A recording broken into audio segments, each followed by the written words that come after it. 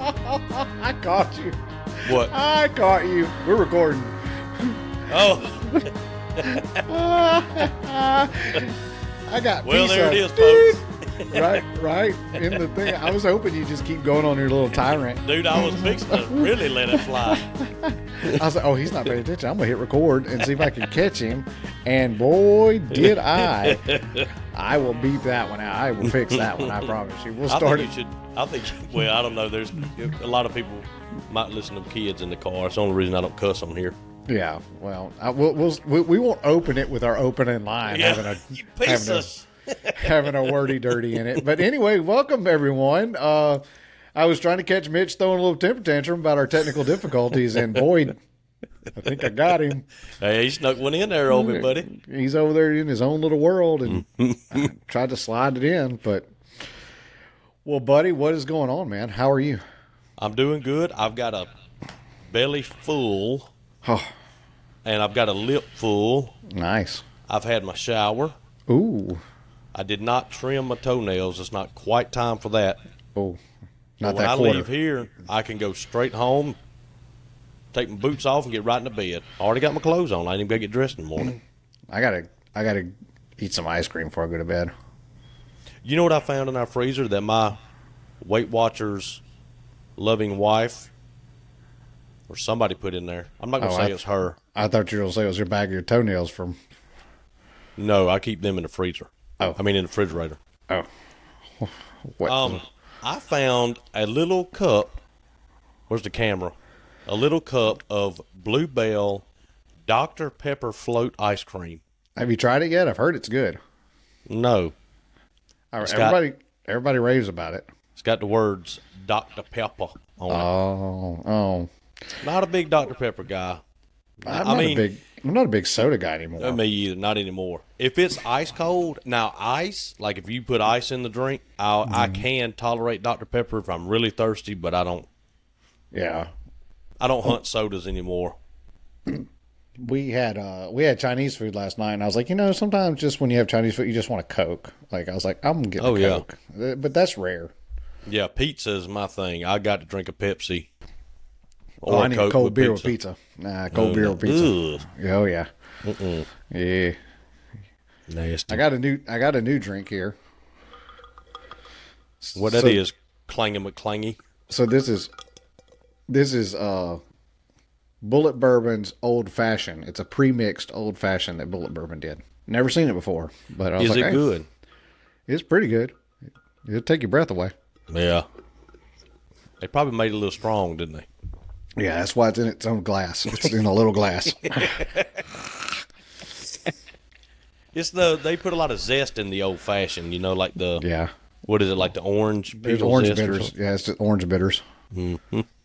Well, I guess I should do some introductions since we've just been sitting here talking for the last 3.5 minutes. This is the Off the Rails podcast with Travis and Mitch. And we're going to try really, really hard to start our 30s without a technical difficulty. Look, don't touch anything, man. Don't touch anything. I almost don't even want you to bleep out the cuss word because I'm scared it's going to go. Well, and then do we just live stream this instead of trying to produce an episode? Yeah. Because I can't produce an episode either, apparently. We might as well. I mean, Tommy, you want to come back? I mean, you can't screw up any worse than I have lately. Jiminy cricket. I got him good on that, by the way. When we went a few weeks without recording. Yeah. He said, y'all not doing the podcast anymore? I said, nope. He said, what happened? I said, we ain't got nobody to edit the podcast. I said, we don't have time to edit it. We don't have anybody to edit it, so we're just done with it. Yeah. And, dude, he dropped his chin and turned and walked out of the room. Like, I actually felt bad. Oh. And I was like, man, I'm just kidding. Yeah. I said, I'm just kidding. Yeah. Well, I guess we never really told anybody that Tommy's no longer producing the episodes for us. It just wasn't his bag, and that's fine. He put a valiant effort into it and just wasn't enjoying it. And long story short, this is supposed to be fun, and it was not fun for him. So I was like, a little bit more technical, I think, than what he. I was like, it's fine. Like, it's not. This is our thing. Like, you don't have to like it because it's our thing. Yeah. I mean, that's fair. But So I've taken back over duties. And I think I told you, I don't know if we talked about it there, but my mom has offered to take over technical difficult or editing duties. And after last week, I'm ready. I think I'm gonna try it. She can't screw it up any worse than I did. Jimmy. Oh no! I hope they don't get mad if I put something in the wrong order. Or if I take one episode and cut it into 4 different sections and then shake it up like a pinata box. I mean, good. My mama sent me a text. What did she say? Oh, it was so funny. What? I can't remember what she said now, but I'll have to look on here and see. Well, it was funny. It's funny to me because I listen to several podcasts throughout the week, and the only one that does this to me is Rick and Bubba. So you're listening, and all of a sudden it'll back up like 10, 15 seconds, and it'll play, for whatever it does it again. And and mostly I listen through Apple, but Rick and Bubba is the only one that does that to me out of all the podcasts I listen to. And I'm like, but when I listen to ours, I was like, it's just jumping wherever it wants to. Yeah. I actually emailed Adler about that. Oh, really? And he responded. Oh, yeah. And he said, what are you listening on? And I said, okay, well, because I was like, it's jumping back 15 seconds or whatever it is. And so he's like, well, what are you listening to it on and this and that? And I said, tell you what, episode, 29, or I gave him the date and I gave him the timestamp. I said, that's where it's doing it with me. And the next day he emailed me back and he said, it sure is. We'll fix it. Theirs does it all the time. I don't know if it's the platform or if it's them, but it does it. Well, I don't know if you heard today's show. With all the audio stuff? Yeah. No, I'm not current. No. Yeah, there's people that are emailing. When they come back from the commercial break, it'll be super loud. Mm-hmm. Well, they're starting to call them out on that. And, of course, Rick's like, man, ain't nothing we're doing. Yeah. That's on your Bluetooth speakers, which is not. He's sitting there with a huge audio board in front of him, and he jacks it up as he comes back from the break and then eases it down, Yeah, I'm only on October 3rd. I'm usually in the rears with them a day or two. So here's what Mama said. Mama said, loved the YouTube. Didn't have to hit repeat to hear it twice. Laughing emoji, laughing emoji. Can't say the word of the week. Laughing emoji. Dysentery. Disadulation. Disadulation. Well, guess what? No more word of the week. You ain't got to worry about it anymore. You know what? We're done with. We're freaking done with it. Thank you for turning, because I would have blown my ears off. These hot headphones. So if I'm back on this setup, can I go back to the little earbuds again? I guess I could, couldn't I? Yeah, go earbuds. Can't do it now. No, I can't do it now. It'll make too much noise, too much work. Don't. I ain't touching nothing. So I did get like a survey from Riverside, and they're like, how's everything going? And I gave it 2 big old thumbs down. I was like, it's a big old poopy session. And they actually gave me some feedback back. And feedback back. And we got a whole checklist of stuff that we should check. You got to write in your pocket. But no, you and I should check. But we didn't do any of them. So. Oh, wow. Imagine that. Yep. It says if you're using an external DSLR mirrorless camera, connect it to a power source. Nope. Or mirrorless camera. Not doing that. Close other tabs or programs. I always do that. Make sure your browser is active and in focus program. I don't even know what that means. Me either. If using an external camera, make sure it's plugged directly to your computer and not through a USB hub, which I don't understand that. How do you get the camera? How else do you? Oh, not through a hub. A hub, yeah. Okay, that makes sense. Sorry, I might have just drank that right into the mic. Sorry about that, folks. You did. If you're using a laptop, no, don't use the battery. Plug it up. Recording on a Windows computer. Try changing its power mode settings. Brighter light setup may reduce the camera rate, frame rate. It calls it to work less. I don't think any of those will contribute to any of our problems. No. You know what I think it would. I know. But I'm not going to poo-poo on it. But we'll see. I got something new. Well, it's just going to be kind of like this episode. It's not going to be every episode. We're going to have to do this one once a year. Oh. But I've got some facts. I like facts. That we're going to read. Some numbers. that we're going to go through. Forgot, it's on me. I totally forgot. I got my notepad and my pen, so I'm ready I dropped my pen, but I have a second one, so I'm ready for numbers. I don't know why I have to. I don't know that. I think a beaver sharpened this pencil. Look at that thing. Trey, did you need a snack? It probably was him. So I got some of that to go over. Not much. You want me to just jump into my recap real quick? Yeah, what's going on? I mean, when you get to the end of the job and there's things like, they wanted to add a couple of shelves here that we have to paint. I forgot to order the big, huge walk-through pantry doors, so those are now made. And they were the wrong size. They were a 32nd less than what they should have been. We got that going on. Who made the doors? I did. And they were the wrong size? They were a 32nd under. I'm writing that down. Mitch made the wrong size doors. I don't care what size they were wrong by. I wish you would have licked that pen.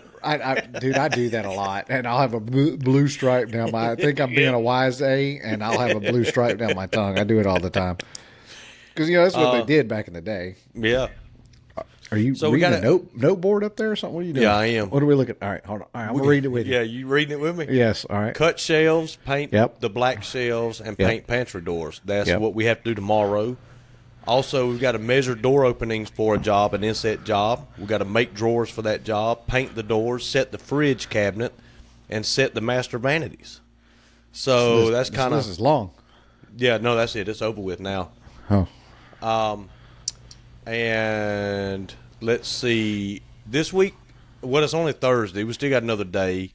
Trey did not work today because I was just doing piddly stuff and making a couple of doors and cutting a couple of shelves, and I was like, dude, just stay home. Enjoy take a day off. He's like, fine, I guess I'll just go relax or something. I was like, yeah. Go fish. So we did that. Yesterday, shout out to my wonderful, one of my favorite people in the world is my brother-in-law. Uh-oh. And he said, that's it.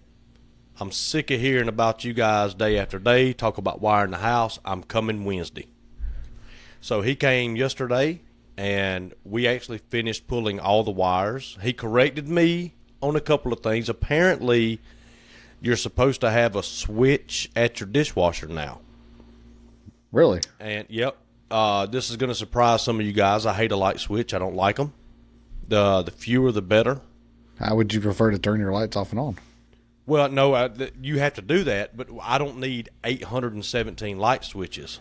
So you're not like a big fan of like 3-ways and 4-way switches? No, there's one 3-way in my house, and that's because my wife would not have it any other way. No. So I put her a 3-way in. Hate them. The rental house has 917 light switches. We don't know what half of them do.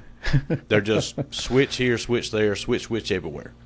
So I don't want to switch on the dishwasher. Number one, it's not an NEC approved disconnect. In other words, the National Electric Code says this doesn't count as disconnecting your power, but we're going to require you to put it on there. And listen, I hear you guys out there going, what's the big deal, Mitch? It's a switch. Here's the big deal. You accidentally turn that sucker off halfway through your washing cycle, and your dishwasher starts all over again. And that is, another hour that you're going to be sitting there waiting on dishes to be done. So where do you put the switch at?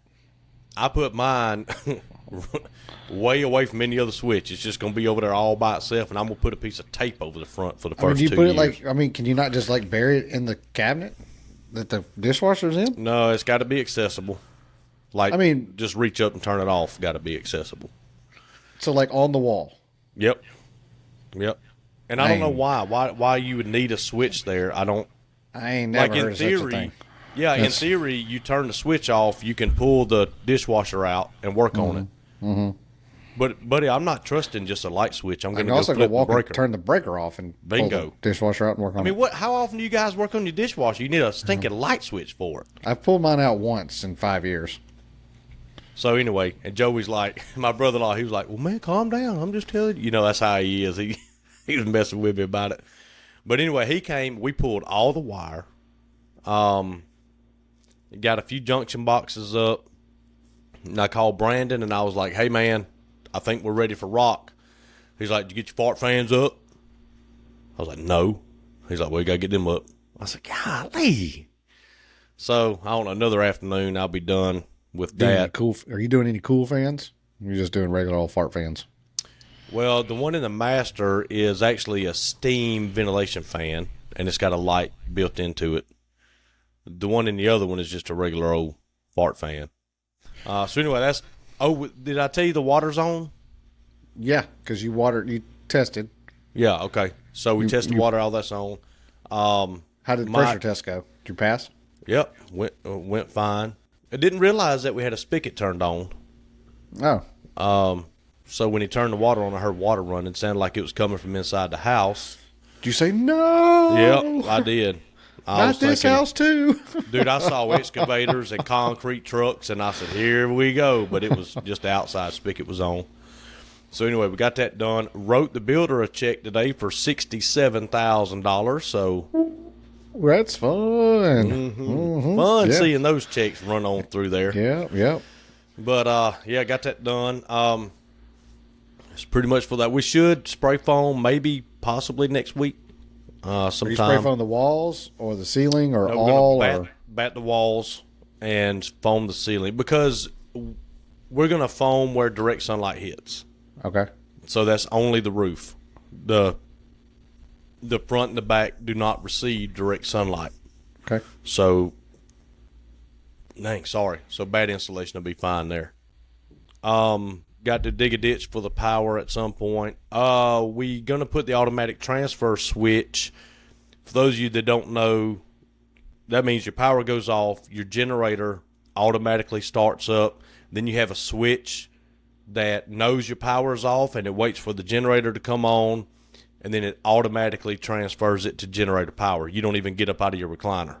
And we're not doing a 4,500 watt generator. We're doing like a 22,000 watt. It's going to run the whole entire house because we have gas water heater, gas cooktop, and that takes a lot of load off of your generator. And as we were wiring all that up, Alabama Power showed up, and my buddy from school, he goes, hey, we got all your feed is no longer running through the swamp. It's now running along Meriwether Trail, so you shouldn't run out of power nearly as often. And I'm like, great, $1,400 gas line, $1,000 automatic transfer switch. Now the power ain't gonna go out, but yeah, that's how it works when you buy a generator. You'll never have power go out again. Yep. Went up there, went to the main job we're working on right now and hung doors, put drawers in, did a bunch of stuff there, got that done. So, ready to get the next batch. I got 2 of them that are 85% done, 2 jobs. Nice. So ready to get them over with and start getting some money in. Let's see. I've got to, and I was going to save this, but I'm going to go ahead and hit it now. Hit it. I've seen over the last month probably 10 or 12 people randomly show up at the shop, and they'll walk inside the shop and they'll look around and they will see that no one is here, and then they'll leave. Besides a dirt bike, I haven't ever had anything stolen, but I'm going to have to put a sign up. And this is where I think we need the listeners' help because I want some ideas on what to put on it. The premise of it is if you are not authorized to come inside of this business by me, you do not come inside this business, period. There are whirligigs and zippity-doos that'll cut your fingers off and your legs off and your head off. You are not authorized to come inside of this shop unless you are invited in. That's what I would put up. I'd put entry by invitation only. Power equipment in operation. Yes. Power equipment operation, something like that. You guys feel free to email or comment, bleep bloop it down, wherever you bleep bloop stuff at, and let me know, because it doesn't have to be like, some strictly worded sign. It can say whatever. And then I need somebody who can make the sign, like a vinyl sign or something. So that's where we're at. I have the regulars that come by that have an open invitation to come in and get wood. So they come and dig through the scrap. I mean, people all the time digging through the burn pile. Yeah, a dude was over here yesterday just digging through it, getting wood. But that's outside, right? That one's outside. Yeah. But had a random dude on a kid's motorcycle, not our dirt bike. Didn't look familiar. Like a little kid's motorcycle. He stopped in. Luckily, Trey was leaving. I'm back at the new house. And Trey's like, hey, pull your cameras up, start watching. There's this weird dude here. And he goes in, dude, the tool shop, and he's just walking around looking. And he tried to tell Trey that his family used to own this building. He said, oh, so you're a Keener. And the guy was like, no. And Trey's like, well, this ain't your building, then you got to skedaddle. You can't be in here. And so it's getting to the point where I'm not here all the time, and people are just walking in. And, if somebody, dude, if I don't have a sign up, somebody walks in and gets hurt, it's just a lot of trouble that I'd really rather not have to deal with. Yeah, I mean, I don't know what the stipulations are on that from a liability standpoint. Somebody self-invites themselves in anyway. I don't know how much. But I know if you have a no trespassing sign up, then you're gangbusters. You're great. Yeah. But I've got a sign up out there now that says, you're on camera. But I've got to hang another one and say, don't walk in. We shoot first, ask questions second. If you're still breathing. Yeah, really. So I need some ideas on something catchy I can put on the sign. Yeah, that'll get people's attention. Neighbor stopped by and saw us today. The one we're building a house right next to back there in the back. Her son works for the New England Patriots. He is on their athletic in the athletic department. And so Joseph, towel boy. No, I think he handles their jerseys and hats. Like an equipment manager maybe or something? Yeah, something like that. And anyway, Joseph went over there, my youngest. He went over there a couple years ago and got some eggs. And Miss Thelma just stopped by one day. She was bragging on him about how nice and respectful he was, how polite he was, and he was helping her, do something. And she got her son to send him a New England Patriots beanie hat. Oh, that's cool. Yeah. And apparently she thinks I asked for another one, but I didn't. So she stopped by today and she goes, hey, I got him working on it. He's going to get y'all another hat. And I was like, okay, great. And I was like, I didn't ask for another one. Because you love the Patriots. Mm-hmm. I used to be a really big Patriots fan. Did you really? Yep. Mm-hmm. Back in the day, but, I just kind of. How did you come to like the Patriots living in Alabama? I mean, like most people are like a Falcons fan or a. No. Well, I was forced. So I was team leader at my last job, and I was forced by my line to pick an NFL team. Oh, okay. And so I just went by who basically had the best record. Yeah. Well, and there you that go. Was it. Patriots. Yeah. So gotcha. That's how I became a Patriot. And I look, guys, I don't give a crap about the NFL, but that's funny. But that's pretty much it. Not a whole lot's going on. What about you? What you been doing? Not much. Had a small-ish install. Actually installed it today. Cabinet build. So 3 64-inch tall uppers, and then one 10-foot tall pantry. I don't know if you saw my post on Instagram. I'm like, I guess I don't know how to build normal size cabinets anymore. Yep, I mean, Jiminy Cricket. But got it in. Luckily, a buddy of mine, Derek's on vacation, so a buddy of mine offered to go with me and made it. He's like, there's no way you'd have gotten that cabinet in by yourself. I was like, well, I'd have gotten it in by myself. I was like, yeah, it just wouldn't have been pretty. And he's like, I was like, I mean, I do it by myself all the time. He's like, there's no way. And I was like, oh yeah, I got enough dollies and ratchet straps. I'd have gotten it there. Yeah. But standing it up would have been. But he's like, boy, you don't have much room. I was like, oh well, there's a little tool in the software that'll let me know if I can stand it up or not. So bingo. I've utilized that. But, by the way, I'm going to interject something because I'll forget. We now have a third guy on Pro 100. Oh, really? Yep, buddy of mine over in Lowndes County. Huh. So he just got it in the mail yesterday, I think. So he's in the middle of setting it up. Tell him good luck. Yeah. Call me in 3 months when you figure it out. Jeez. And if you want it to do some weird stuff, call me, and I'll show you how to make it do some weird stuff that it's not supposed to do. Yeah. But no, I got all those in, got them up. Almost got the doors finished for it. 22 doors and drawer faces. Hey, now we're getting somewhere. Yeah, which is a lot. That's a lot for me. That's a lot for to build. To be honest with you. Yeah. They're all the correct size, Trey. So shut up. Kiss it. But you're getting better, man. You're getting better. Jiminy Cricket. But yeah, I got them all lined up, and got that done. Then got to go do a few wrap ups tomorrow. Got some doors to hang, got some hardware to hang at another house, and then go pick up some materials for a closet and bang that out. And then I guess we're going to look at some houses this weekend because it looks like we're moving. Oh, yeah. You dropped a bomb on me. Looks like everything's moving forward. Looks like probably by the end of the month we'll actually be closed. Dude, I know we kind of talked offline, about your finances, but I think $4.5 million is a fair price for your house. I mean, let's just be honest. Oh, I definitely agree. You know what I'm saying? I'd take it. I know you were saying you think you get 4.6, but I think 4.5 is enough. We'll survive. Yeah. Y'all may have to eat pimento cheese sandwiches, but nowhere near that, but I wish it was. Boy, I wish it was. But we're going to actually move closer to the shop. So it's going to be good for me. Not so good for Kim and Carson because that's going to make their drive to school a little bit longer. But trying to find some place that doesn't have so much restriction with the trailer so that I could actually not have to go pick the trailer up just to turn around and go right back the other way.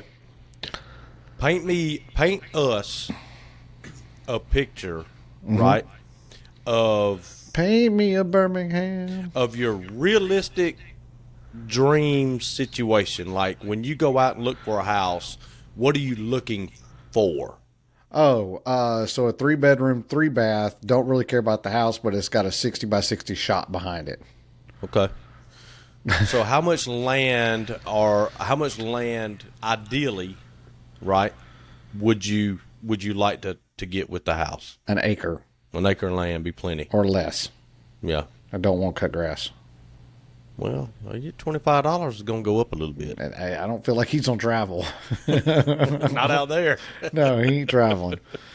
Be like, hey man, I don't want land, but I do want some. It would probably take 2 acres to do what I want to do, just because of like drive and space to turn around, trucks and trailers and stuff like that, and have it a little segregated. But I mean, my ideal world, walk from the house to the shop, and everything is condensed on one piece of property, and not paying shop rent to anybody else, paying it to myself. Yeah. If you do that, do not advertise that you are a cabinet shop. All right? No, I just keep it just a building. Because you know how nobody shows up at your house with plans right now and wants you to do. Yeah. Sunday, I'm in here piddling around, and this dude stops by with a full set of plans. Really? Sunday afternoon. Yeah. Big house. Big old house, too. He's a state trooper. Matter of fact, did you ever hear the story of when Joseph was trying to shoot the slingshot at the guy cutting the grass at the park across from the shop? No. So they're out there playing with a slingshot. I'll make this quick. But the doors were shut. It was fairly cool outside, and the doors were shut. And I heard Thomas say, shoot him again. Shoot it at him again. And, my spidey sense kind of went off, and I was like, that don't sound right. So anyway, I peeked through the crack in the door. You know how the daddy got that little peek going on. I was peeking through there, and I saw this gentleman cutting grass, minding his own business across the street. And Joseph pulls. Now, Joseph is like 5 at the time. This was every bit of. He ain't putting a whole lot of pepper on this thing, but. Right. He pulls that sucker back and lets it go. And by the time I'm opening the door, he lets it go. And luckily, he didn't have the rock in the sling, and it just kind of fizzled out. And, buddy, when I tell you, I took both of them by the arm, and I brought them in the shop, and I said, what are you doing? And then, of course, Tommy's like, oh, nothing. We're just goofing off. And I said, I watched you, dude. Yeah. And I said, I'll tell you what, I got something for you. I said, I ain't even going to whoop your butt. I ain't going to do it. I walked both of them straight over to the park, and I flagged the dude down. And he got off the lawnmower, and I told him what happened. I said, hey, I called him trying to shoot a rock at you, and we're not going to play that. So they're going to come talk to you and apologize to you. They did. Turns out the man is a state trooper. So that was, but man, he was like, if y'all shoot a rock and you hit a windshield and the driver wrecks and dies, you're going in for vehicular manslaughter. You'll be in prison the rest of your life. He started throwing all this stuff out, and Tommy was shaking in his boots, man. He didn't know what to think. So anyway, you should have let him shoot them with the slingshot and ask them how much they like it. See how you like it. Yeah. But anyway, he stopped back by. He's building a house. Okay. And he stopped back by and wanted me to give him a quote. So I told him I would be honored to do it. Nice. But anyway, I didn't mean to interrupt, but that's... Oh, you're good. That's about it. Oh, I got to go see the doctor this week. It's almost healed. They think I may have actually chipped something off the tip of my thumb. What happened? Okay. So, first of all, I thought that I was going to have to quit the podcast because I thought I wasn't coming back with all 10 of them. I kid you not. So, I guess let me tell this part of the story to make it make sense, like the urgency. So, I went to do an install. Part of the install was a miter folded mantle, right? So, I do the install. I think I talked about this. I talked about it the night we recorded last time. So that next morning, I was getting up to do the miter fold. And I told you, I've never done one of these before. It looked fantastic. Thank you. It came out well. I was surprised, but it came out well. But so I go in the shop, and I'm like, when you've got something to do, especially something you've never done before, but I also had to get it done because I was going back to that customer's house that same day. So it's early.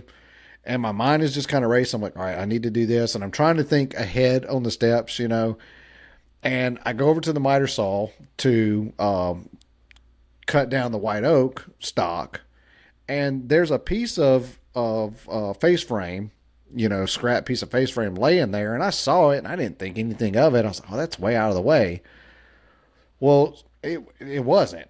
When I come, because I don't I don't cross cut a whole lot of wide stuff. So I think that's where I wasn't really paying attention and realizing that the white oak that I was cutting was, a full 12 inches. Mm-hmm. And I was going to come all the way out to grab the end of it.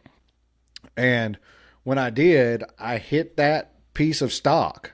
Oh, and it sent it. I mean, it was a piece about maybe a foot long, maybe a little bit longer. Oh, and it sent it just flying, and it hit me. I don't even know where it hit me at. And that messed me up. But I don't even know where. I still don't know if it hit me on the thumbnail or on the end or I don't know where it hit me. But it got both these fingers, and it was like one of the. It was when you really hurt yourself and it's nausea, you want to just throw up, But I really was like, please just be there. Please. Oh my God, that hurts so bad. Please be intact. I didn't know I didn't know if I'd hit it or cut it, to be honest with you. Yeah. And I looked down and saw it was still there. Luckily, I always keep a first aid kit in my truck. And I need to restock it now that I've used this. If you don't have a first aid kit, go put a first aid kit in your truck, whether you're working or not. Just have one with you all the time. I'm telling you. Because I went and got one and I use it from time to time. It never fails. I mean, but I remembered I had at least one of those burst packs in there that'll freeze, gets cold, super cold. I was like, oh, I'm going to get that. And that helped some, but I mean, it probably took a good 45 minutes before I could even get back around to working. But this side of it swole up completely. For 3 days, it felt like it was asleep. It just had it was so full. And then I went to the hospital to get them to try to drain out from underneath the nail. And the doctor was like, it's not going to do any good. He's like, all the trauma is on the other side. And that's why he thought I might have chipped it. He's like, you can go to the ER and get an x-ray. I was like, what are they going to do? He's like, I was like, I don't need an X-ray then. I mean, he's like, if it is bad enough, he's like, they'll have to cut it open and get that chip out. Ooh, I guess so on your thumb. I guess. No, thank you, man. But yeah, so it's steadily coming back in. I don't know if the thumbnails are going to come off or not yet or not. But yeah, check your surroundings, guys. Like, don't. Oh man, it was stupid. It was stupid, but just check your surroundings, make sure everything's clear.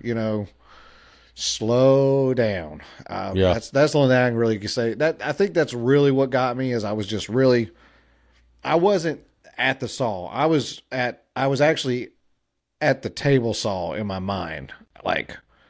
Because I was I was thinking about what do I need to rip this piece down to, and I mean, this was just a simple.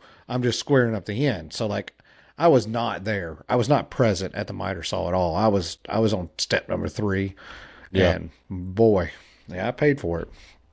It happens quick. It does, and it just kind of reminded me. I was like, just that quick, I could have been down a digit, Yep. But did get got a super clean on the shop done because the dumpster came, and Saturday, Saturday, Kim and I cleaned. We had the dumpster full in about 30 minutes. I mean full. Yeah, like lids were like slight angle up. I was like, we can't go anymore. They won't empty because they're a little picky. Like they can be. They won't empty them if they're open. But and they showed up and emptied it on Wednesday. So amazing. We're ready to here. We're rolling. Good deal. I know that's going to help you out a lot. It's crazy. My burn pile has got to the point now that I'm scared to burn it. Oh, really? Yeah, I don't know what I'm gonna do.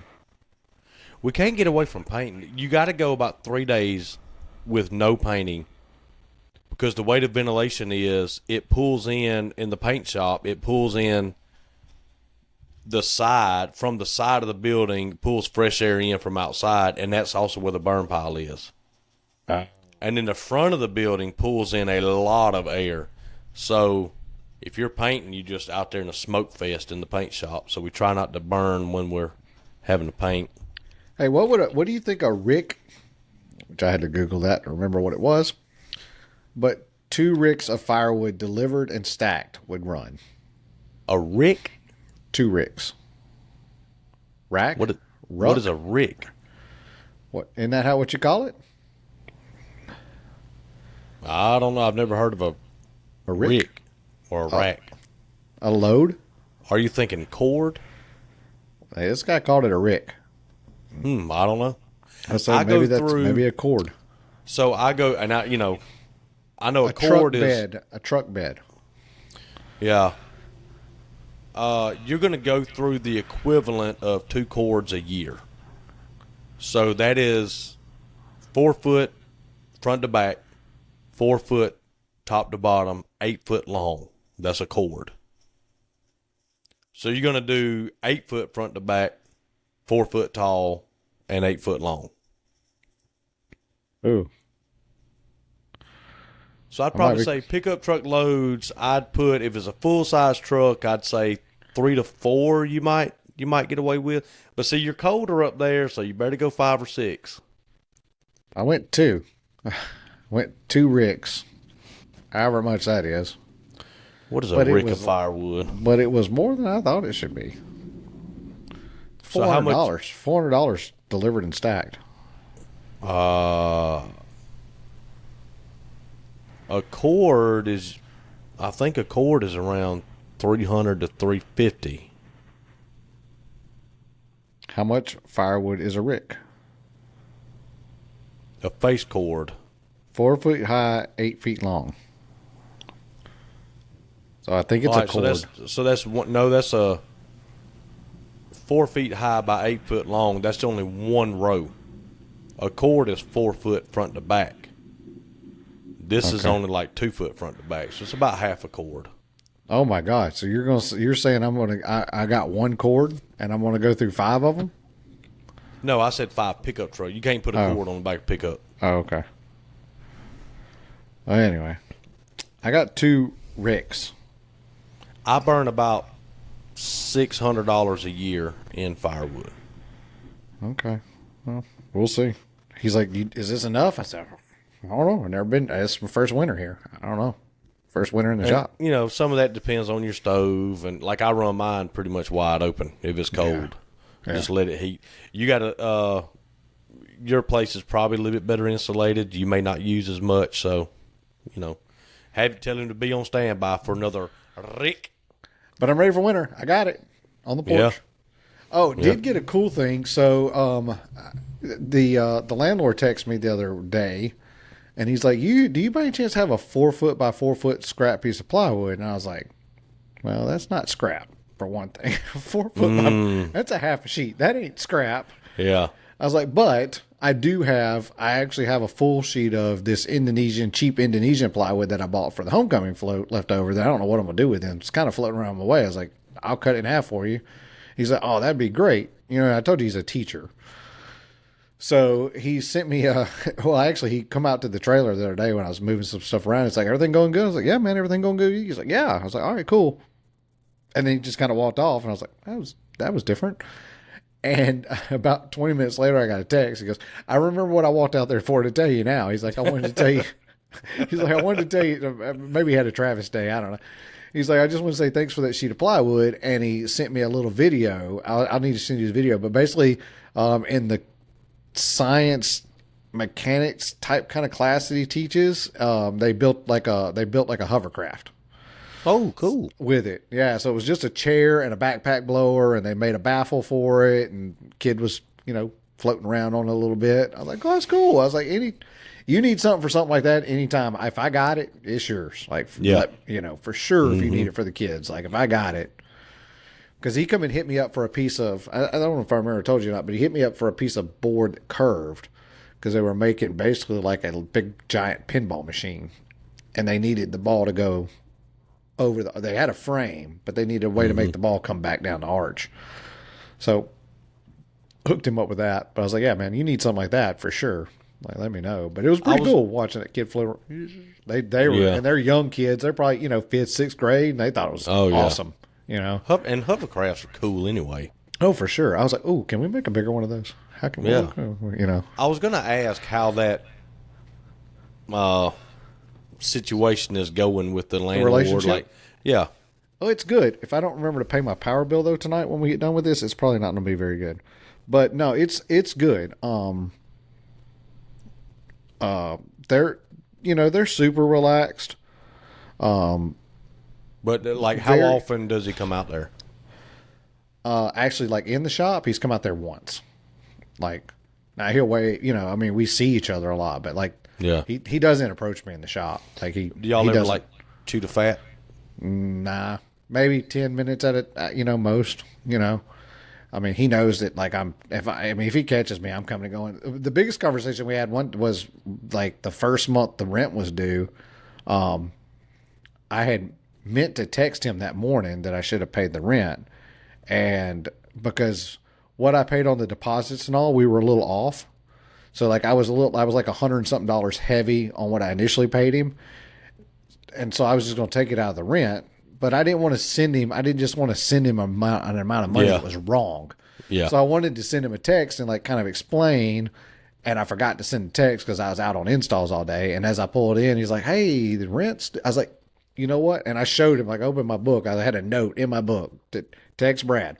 I was like, I'm sorry, I forgot to text you today, and then went through it, and he said, oh, that's cool. And, so I sent it to him, but he lets me do everything by PayPal, which I like, we just do electronic transfers of everything, but no, it's really good. And he's like, texted me the other day. He's like, my dryer's out, so there's going to be a guy come by and look at the dryer, just so you know, there's somebody to be there. Cause I told him, I was like, look, I'll watch out for your stuff. Like if there's somebody I don't think should be here, I'll be here, and they've got a daughter in college now. So like they really wanted somebody that they felt like they could trust to be there, so that when they weren't, and he's like, you're always here. And I was like, yeah, pretty much. Like, you see now why the hours that you want to put in that contract were not going to work for me. He's like, yeah, I see that. That was just not.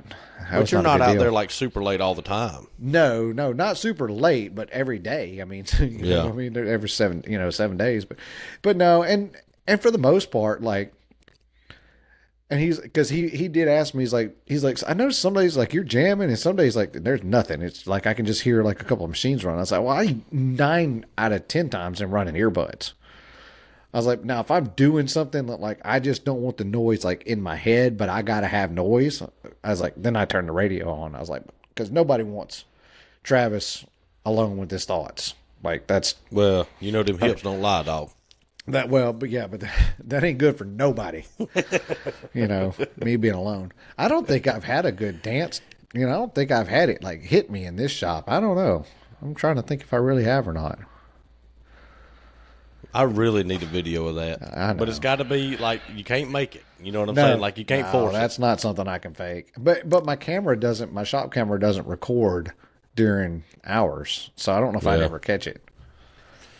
Because it only records after hours. Yeah. Well, I don't have a fancy 9,000 camera. You mean that one of them is still not working? The most important one I need to work is still not working? He's been out here 3 times. Oh, yeah, new camera, new this, new that, swapped it out on the DVR. Now he's got his own power supply up there, and it's still not working. The one that aims towards the new house. Oh. I was not the one that was watching the dirt bike. No, so yeah. Anyway, that's I don't want to get into that. But and then I got my new little toy I sent you this morning. Thank you. I was waiting on it. Oh boy, I had to do it, man. I had to do it. So I was out there in the trailer last week, and I was cleaning up and everything, and them stupid Milwaukee levels, look, they're good. I don't want to sound like I don't want to bash them in the wrong way. They are good. They are quality, and you ain't hurting them. But by George, they're heavy and just cumbersome. And I said, you know what? I'm done. I am done with these. And right there, standing in the trailer, I ordered me a set of Stabilas. I was like, you know what? I'll sell these. I'll recoup some money. If I don't, whatever. I don't care at this point. But these heavy son of a guns have got to go. So what are your first thoughts on the Stabilas? Oh, I love them. I love them. I'm kicking myself so hard trying to save $80. Yeah. And then I didn't know, little surprise, works out good for me. Now, I guess I'm going to have to figure out how to actually mark the levels.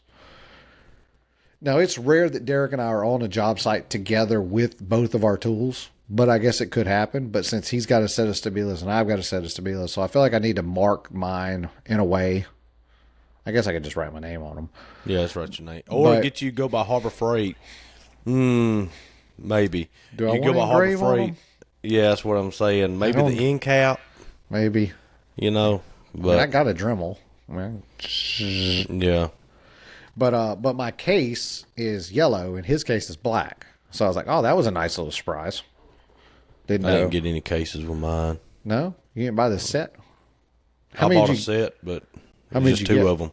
Oh. So I got 5. Yeah, well, I mean, can't hide money. No. Can't hide money. No. Just wanted all. I was just like, there it is. I really just hit the link that Derek sent me a long time ago for the same set that he had ordered, and I was like, this is one. I mean, I knew I liked his. Dude, I love mine, man. For some odd reason, the bubble don't seem as jumpy on it either, as like a Johnson or an Empire or something. Yeah. It just seems like the bubble is a lot smoother. I don't know if the liquid is different. I don't know, but it's just all around, man. It's just a better level. Well, and the other thing with the Milwaukee's that was kind of like the breaking point, and I've got another tool that I was telling Kurt about today that does this, but the Milwaukee red paint would rub off on a wall. Mm-hmm. And I'm like, you can't have that. Like, they're definitely more construction. Like, they would be a great set of levels for some framers to have. Like, they're not they'll take the abuse that they're going to put on them just fine. Yeah. They're just not what a cabinet guy needs. They're just too heavy duty. Yeah. But yeah, my little stud buddy, the magnet part, the magnet one, I was like, why does this thing leave red marks on the wall? I mean, it's designed to be drug across the wall. You would think they would put a material on the bottom of it that doesn't. On sheetrock too, nonetheless. Oh yeah, here I go across a white wall. red little bumps. Do you have a Franklin stud sensor? I do. Mm-hmm. The one with like 10 lights on it? Yep. Mm-hmm. Yeah, I love that thing. It has not let me down so far. Do you have a case for your Franklin stud sensor? Nope. Go on Amazon. It's like $10. You can get a case for them though, because they're kind of sensitive, and they're not cheap. The case is worth cheap. But my little stud buddy fits in the pocket of it. But after the waterline incident, I've gone back to a little bit more of the stud buddy, and I'll just check, with the sensor. Yeah, it's just gives me a little bit better feeling, And another thing about the stud buddies, and if you guys don't know, but it's kind of like a little free floating magnet. Think of it a pencil with a magnet on the back of it. That's what it looks like. And what it's detecting is the sheetrock screws. Yeah. But another upside that they don't talk about as much is it really finds the nail plates very easily. So if you run across, and they put nail plates on the front of a stud when there's a gas line, a water line, an electric line behind it. So when you're screwing something in, it won't go through the steel plate and hit the water line. Now, if you completely miss the stud, it's on you. But yeah. And also, if you don't have an extendable magnet in your pouch, get one of those, because we went to install 2 overheads. For whatever reason, I think tile guys were in the way. We had to go back the next day, forgot the stud finder. Oh. And so those extendable magnets that we keep, I just found them on the wall, and we were able to find a stud. So, redundancy, there's a lot of that's gonna kind of happen. We've been on a couple of jobs where something was supposed to be on a trailer and it wasn't, so I'm going to spend a little bit of money, and like a little bit of money. Yeah. But those Bauer, we use the Bauer stackable toolboxes. Mm-hmm. They're kind of like the Milwaukee's, but they're not nearly as fancy. Yeah. But we have a few of those that stay on the trailer. Yeah. And so we're going to do that. I'm going to get some metal jigs made, keep on the trailer, that sort of thing. We got to do a little bit better of making sure everything's, left on the trailer. Because the kids may unload the trailer. They may not know it's supposed to stay, it's just a bunch of hootenanny. It's not like this afternoon we got back and Kurt was like, what needs to come off? What needs to go back in the shop? I said, nothing. What's on the trailer lives on the trailer. Now, unfortunately, I don't have room in my trailer for like big cases and miter saws and all that. It's so loaded with cabinetry. Yeah. That I just don't have room for it. But it's one of those things. You're always thinking and always trying to say, what can we do a little bit better? How can I not forget the jig box ever again? Yeah. Yeah. And we're swapping back and forth between 2 trailers. So I got to get another 6-foot ladder, to keep on that trailer. And, eventually there'll be levels kept on that trailer. And, Is there a place in the shop that like you could dedicate as like install tool corner or install tool like so that if it's not a shop tool necessarily, but like, since you don't know if you're going on the big trailer or you're going on a little trailer, like you could still just have it in one designated space. That way to grab everything in that spot. The problem with that is when we get done with an install, like our screwdrivers and drills and all that kind of stuff, it all comes off the trailer, and that's what we use every day in the shop. But so we put it all in those Bauer stackable tool cases. So they're in 5 cases. Gotcha. All we do is load the 5 cases up and take the 5 cases off. But there's a jig box that stays in the shop, and I really need them. And all it is just wooden jigs. Yeah. I need to make another jig box set and keep on the trailer, and it never comes off. Yeah. Like, for instance, wedges, for whatever reason, were a big thing that we would forget. Hey, you need wedges to set a house full of cabinets. Yes. So I went and bought another one of those Bauer boxes, and it's got 6 of the plastic containers, and then the middle is wide open. And I can fit 6 boxes of wedges in there and like 4,000 shelf pins. Yeah. It's heavy. Yeah. But it stays on. It never comes off the trailer unless we're at an install, And then I tell you what, I made those little wooden dividers that go in the floorboard of my rear seat in the truck. Okay. And those have saved me. Throw a few hinges in, a few plates, and 50 of every screw we have in the shop. Yeah. That saved me a few times. Little stuff like that. We're trying to get a better system, Yeah, I mean, for me, and sure shop, but like buying an extra set of drivers and, to have dedicated drivers and drills for installs and drivers. Everything's the same, like everything's DeWalt, so like the batteries cross over. Yeah. But has just been life changing. Like it sucks. It hurts. I mean, it's an investment, but all my 5 amp batteries, like all my 5 amp hour batteries, they stay on the trailer. In the shop, I just use those cheap. They're the 2 amp hour, the ones that come with the tools, like the little 2 amp. That's what I use in the shop because I don't want to hold a heavy. I got 50 of them. I don't want to hold a heavy battery all day, Yeah. But I keep 6 5 amp hour batteries on the trailer at all time. Well, to be honest with you, dude, we swapped over to Hercules. Yeah.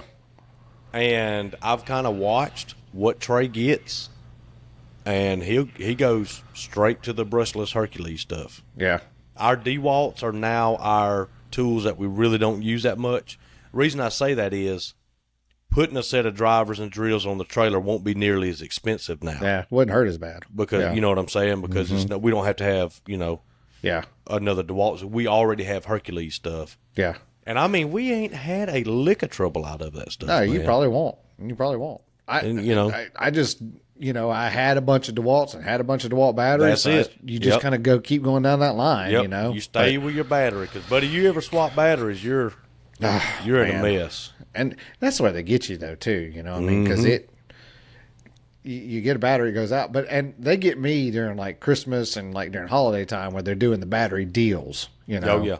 And that's a good time, like, for people to, like, do that. Like, that's how I've done it. Like, that's how I got 2 routers. I bought a battery, and then you get a free tool. I was like, oh, well, I'll take the router. So now I have a trim router that lives on the trailer and a trim router that lives in the shop, that I technically didn't pay anything for in my mind. I did pay for it, but, Yeah. Well, Hercules done that. They did that. Don't let your country come out too much, right. Mitch. Hercules did that last month. They said you buy a battery, you get a tool. Yeah. Yeah. Yep. And I didn't jump on it, but I almost got the little battery blower. Yeah.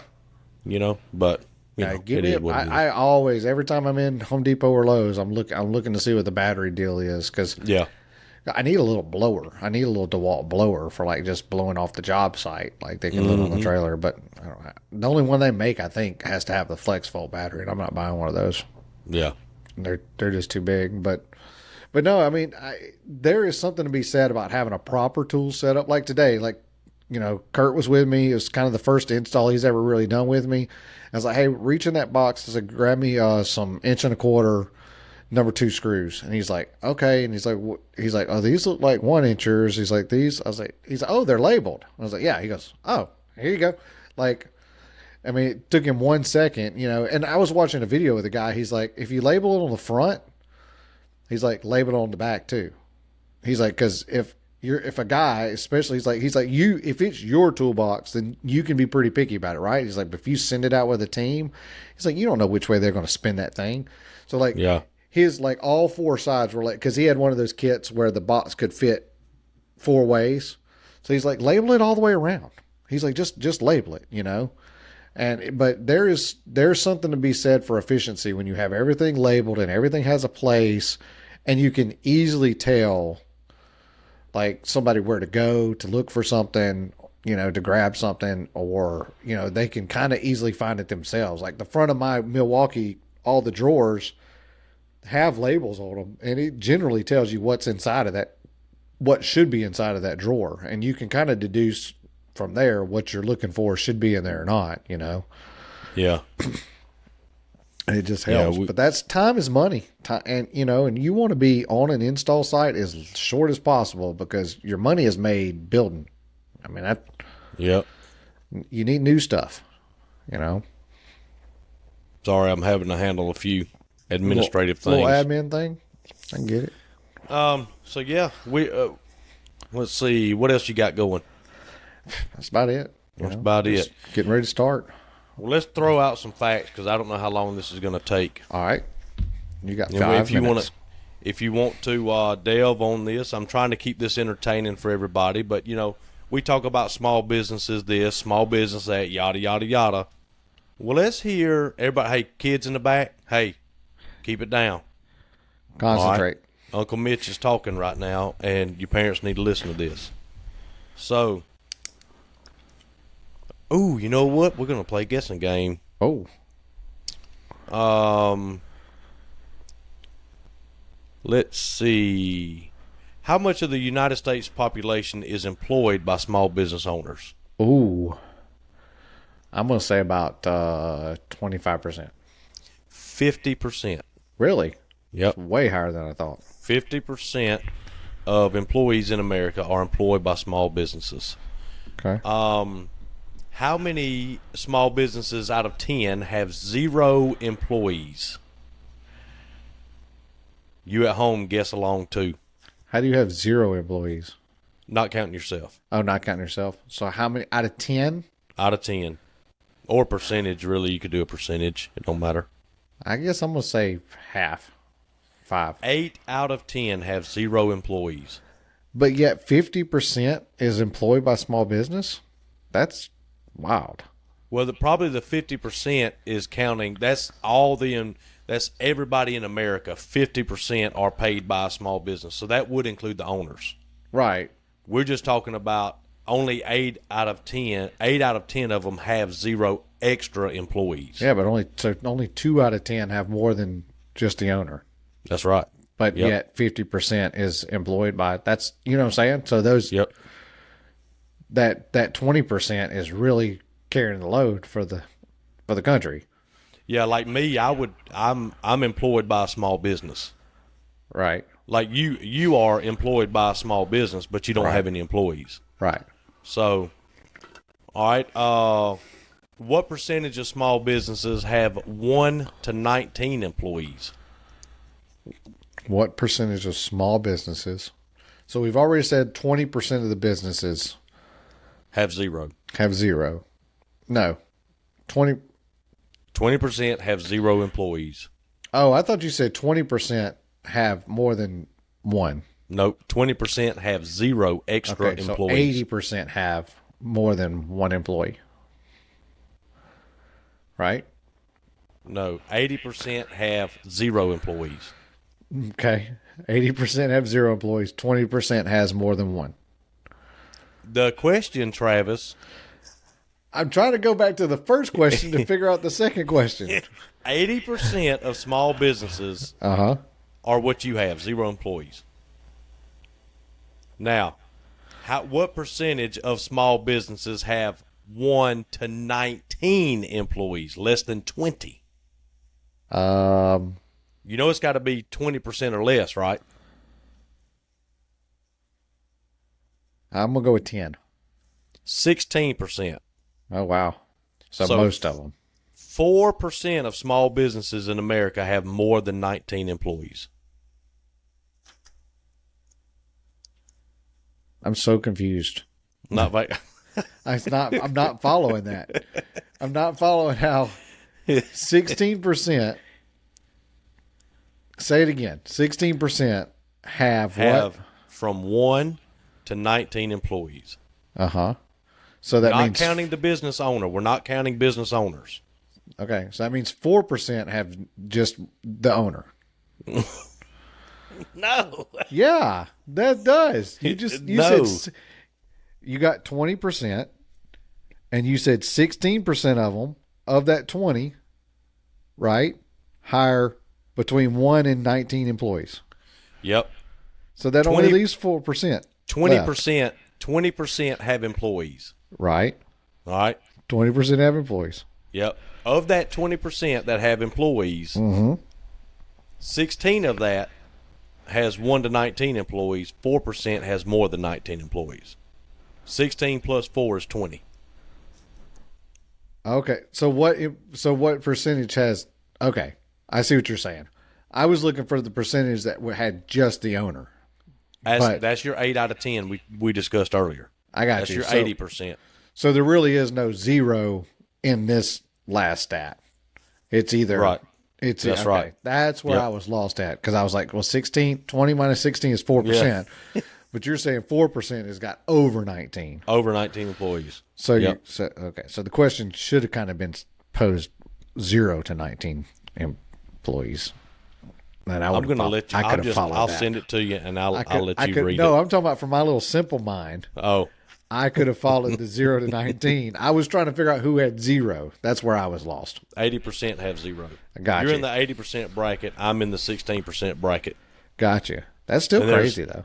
There's 4% brackets, or like your Piggly Wigglies, your Winn-Dixies, your stuff like that. At what point are you no longer a small business though? Like, what is that number? That's what I don't understand. I don't know if that's based off employees or how much revenue you have. I'm not sure. But anyway, now that we're past all that, scratch a few of these off. I'm not very smart, okay? No, it's confusing. It's confusing because you have percentages of percentages and all that. All right, small businesses added 12.9 million jobs in the last 25 years. Wow. Last year, small businesses created 1.1 million new jobs. Small business created 1.1 million new jobs just in the last year. And see, and a lot of that is probably influencer, these digital revenues. That's right. That are crazy. So Google defines a small business by a firm ranging from 1 million to over 40 million and employed from 100 to over 1,500 employees. Well, I guess what are we then? I don't know. Maybe we're not small businesses. Maybe this whole thing has been a farce. Manufacturing companies with 500 or fewer employees, most non-manufacturing businesses under 7.5 million. So I'll always be a small business. I reckon so. As I don't see you topping 7.5 million.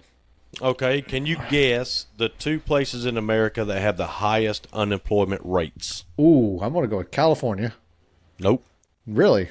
Oh, wow. Florida? Nope. No, Florida's pretty high. Retirement don't count as unemployment. That's true. But Florida's pretty high employment rates. Give me a geographical location. Okay, northeast. Both of them? East, northeast, yep. Oh, really? New York? Oh, yep. That's one. And then the other one's real small but very important. D.C.? Yep. Oh. I don't know about how important. I was about to say, I don't know how important that is. The whole thing's a daggum crap show. You about to make me cuss again. All right. Here you go. Now, you'll appreciate this one. The wage of a business owner, on average, very low. Is only 3% above the mean wages that they're around, or the median wage. Oh, I believe that. So, listen, folks. I guarantee you that's true. Yeah. 3% above the average median wage. Yeah. You want to know if it's true or not, go be a small business owner and try to go get a house loan. Yeah, really. That's fun. Let's see. What percentage of small businesses in the United States are owned by millennials? Ooh, well, and see, that's hard because I don't like the way they call millennial because technically I'm a millennial and I don't think I am. It's a fairly low number. I'll give you a hint. Yeah. Fairly low. 5%. 7% are owned by millennials. I think you and I are in that. Yeah, I don't like the cutoff for millennial. Yeah, I don't agree with that. Obviously, more of them are owned by males than females. I felt like that was obvious. Yeah. I mean, because there's no grants for male small business owners. No, not. Nope. No. 1/3 of small businesses do not have a website. Yep, I'm in there. I'm in there. Yeah. What's the number one cost to a small business? Oh, I'm going to go either. I mean, are they counting payroll as a cost? Yep. Oh, so payroll and insurance? Payroll, labor. Yeah. Number one cost. The number two cost of a small business is inventory. Just operating. Yep. So we keep, we don't keep a lot of inventory. Screws and stuff, outside of screws, we keep thousands of those. Yeah. But as far as lumber and, wooden material, we don't keep a whole lot of inventory. We don't have units and units of it. Yeah, I'm by the job pretty much. I mean, I probably keep $1,000 worth of, screws and crap like that on hand. But yeah. Advertising averages 1%. The result, let me reword this. Okay. The result from advertising your business 1% return. 1% of your revenue per year. Yeah, I knew that. I knew that from the gun range because we didn't do a whole lot of advertising because the owner was like, it's not worth the cost. I paid $50 for a radio spot one time, got 0 hits on it. Yeah. He's like, it's not worth the cost. Like, it's just. All right, so last year, 180,000 more small businesses opened than closed. Say that one more again. So 180,000 more businesses opened last year than businesses that closed. So we gained 180,000. That's good. Total overall last year. Okay. And we're almost done. One out of how many failed the first year? Ooh. First year. Small business failed the first year. 1 out of 5, 10, 20, 30, 50. I'm going to say 1 out of 3. 1 out of 5. Yeah, it's really low. I mean, it's really high. I mean, it's a high failure rate. Yep. So, and this is some more confusing percentages, but it says 20% fail the first year. That's 1 out of 5. Huh? 30% fail in the second year. Oh. 50% fail in the 5th year. Wow.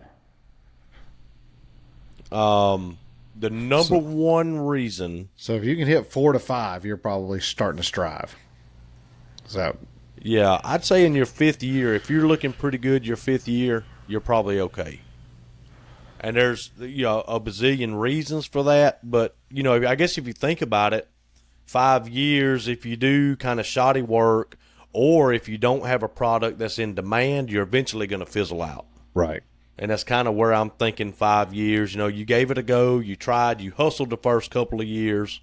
Well, it's kind of like, do you watch a lot of Shark Tank? Like I like Shark Tank. Yeah. How many times have you seen like them come on there and introduce a product and they say, the problem is you don't have a business, you have a product. Yeah. Like, right. And people will want to call that a business, but there's nothing behind it, Yep. So like you got to have, you can't be a one-hit wonder, Yeah. And I used to see it out at the plant all the time. Somebody would show up on a Tuesday and they'd be like, hey, I'm selling shirts now. I got my own clothing line. I got my own hat line. And a week later, it's like, it's just gone, Can I get a shirt? I ain't doing that anymore. Yeah, that's right. That's right. I mean, it's, Yeah. So speaking of that, the number one reason small businesses fail is due to lack of demand of what they're selling. Okay. The market says we don't like your product. That's it. Yep. Yeah. The number 2 reason is they run out of operating capital. No money. Hey, buddy, we're playing Monopoly for reals.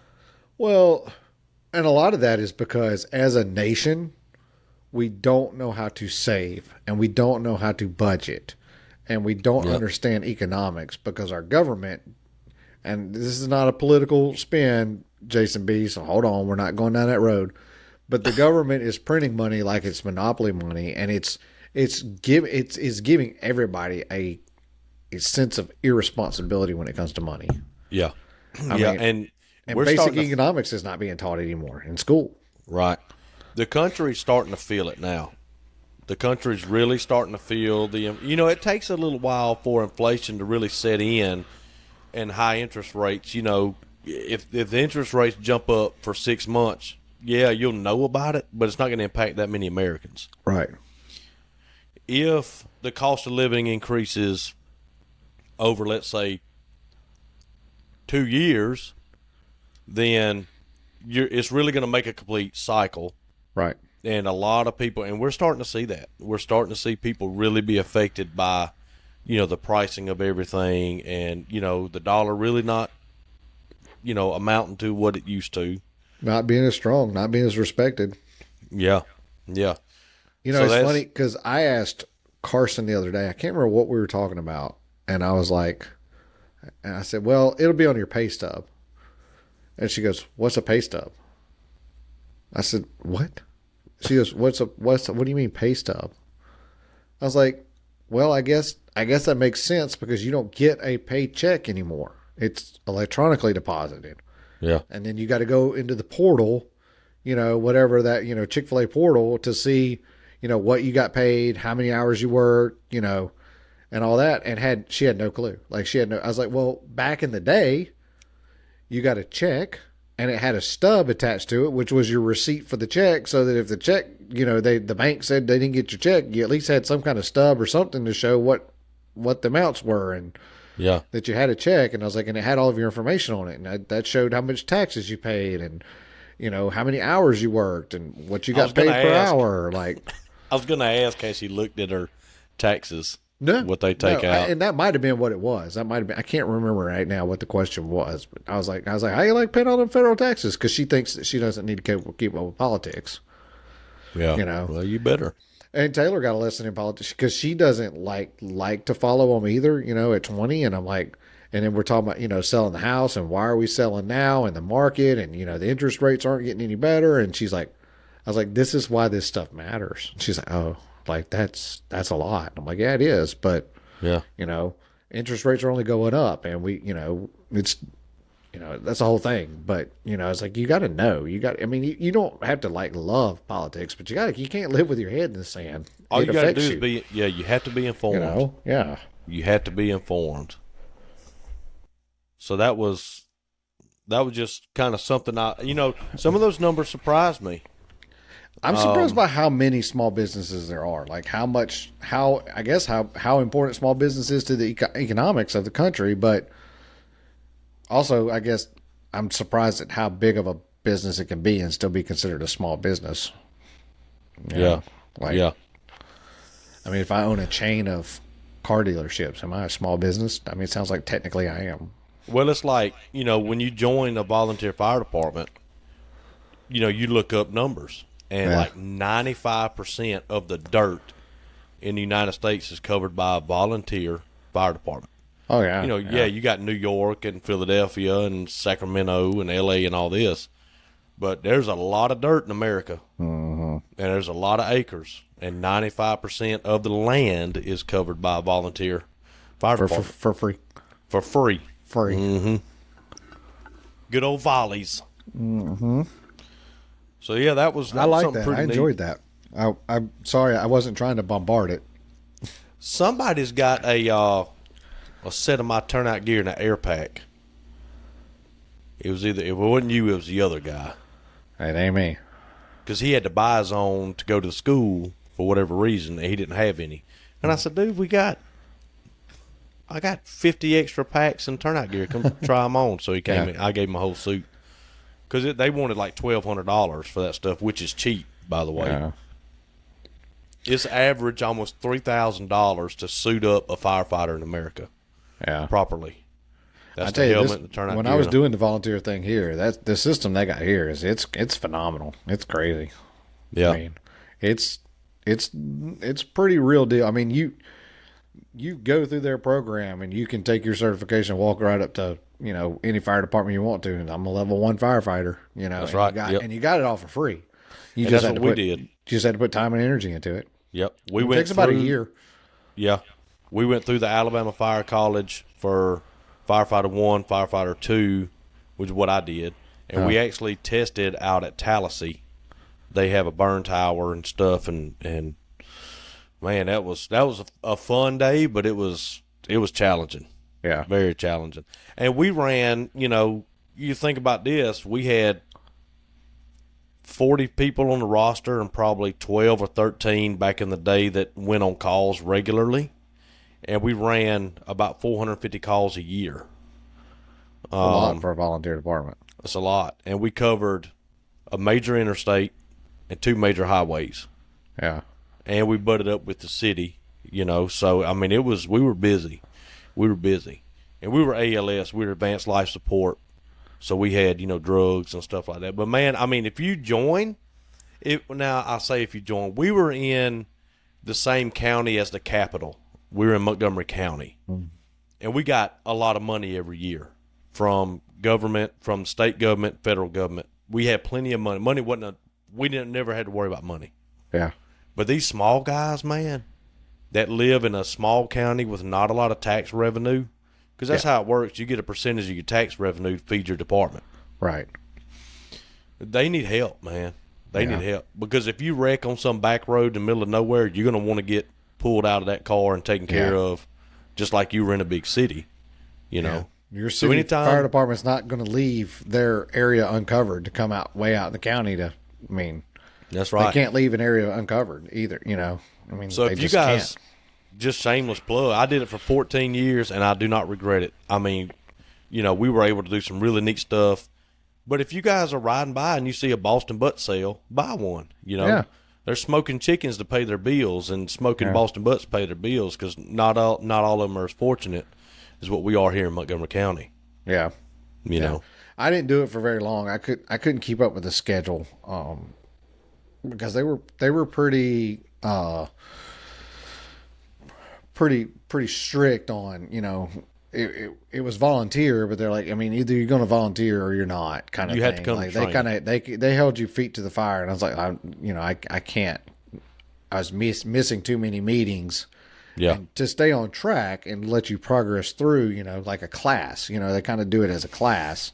Mm-hmm. They want it to progress together, but I had a lot of fun doing it. I mean, and you need to be in shape, but you ain't got to be crazy in shape. Like, I mean, obviously the better shape you are, the less of a liability you are to your friends.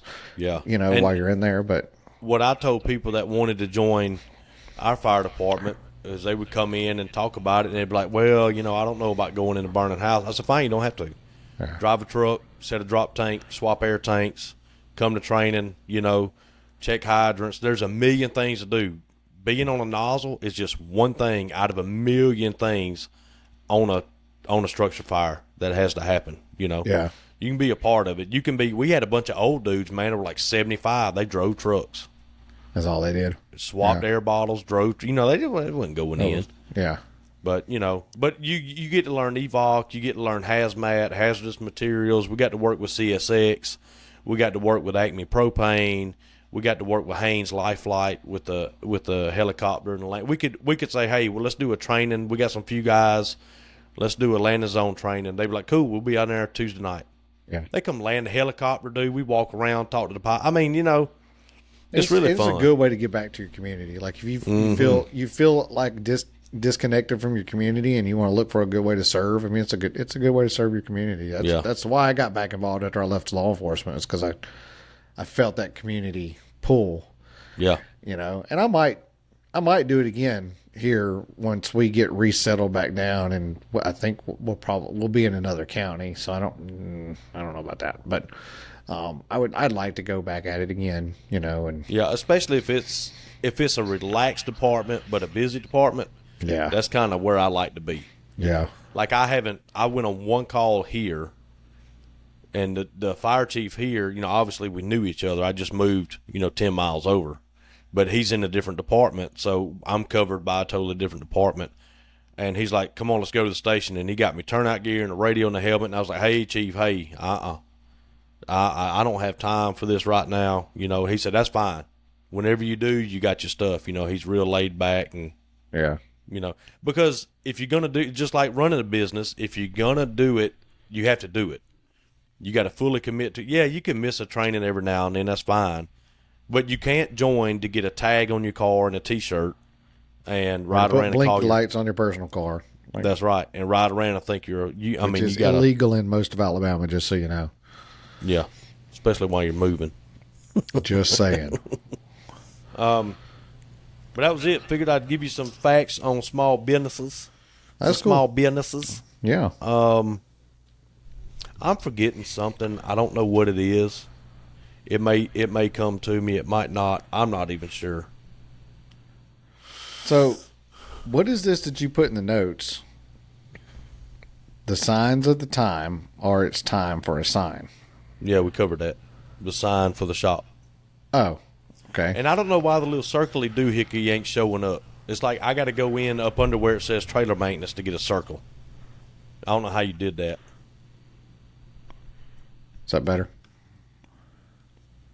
I hadn't came through yet. Did I tell you about the? I might have covered it last week, but did I tell you about going to the grandson-in-law of Mr. Keener who built my shop? So you told us about the possibility of going to look at this stuff. Is that the continuation of that story? Yep, I went. Okay. How'd it go? I saw. And I even took some things out of there. What did you partake of? How about that? Well, first of all, what did you put in your little pockets and steal? I didn't steal it. He gave it to me. Fair and square. I feel like you need to get underneath the desk because that earthquake coming through your office has got to be rough. So I was riding by there the other day and I called him. I'm not going to say his name because I can't really say his name. And never mind. So I called him and I said, hey, I'm coming by. Yeah. I told him I'd come by when it got a little cooler. And I said, well, it's cooler. So I'd like to come by and take a look at some of that stuff came out of this old store, which is, for those of you may not know, my cabinet shop, built in 1922. It used to be a general store. So he's like, yeah, man, come on. I'll meet you out there. Super great guy. And we spent Trey and I spent probably 2 hours there. And we looked at some of the old stuff that they have it categorized. They have tags on everything. They have it numbered. And they give you a cheat sheet. Oh. And, it's all private property. It's his property. But he handed me a cheat sheet and said, look on here to tell you what it was. And it had this huge, this huge cleaver that was used to cut hoop cheese. Had hammer marks all on the back where they would cut the hoop cheese. Huh. Had tobacco scales, cotton scales, tobacco cutters, ladles, lead molds. He used to make molds of bullets. Oh, yeah. So you could come in and order 4, 30-06 bullets, and he'd melt the lead and mold it up for you. Huh. Beers that they used to set caskets on, those were hanging in the walls. So beers are the old wooden stands that back in the early 1900s, they would set the casket on for viewing. Huh. They're like little sawhorses. Okay. And they're called beers. Beers, I believe is how you spell that, but just like regular beer. Cheers.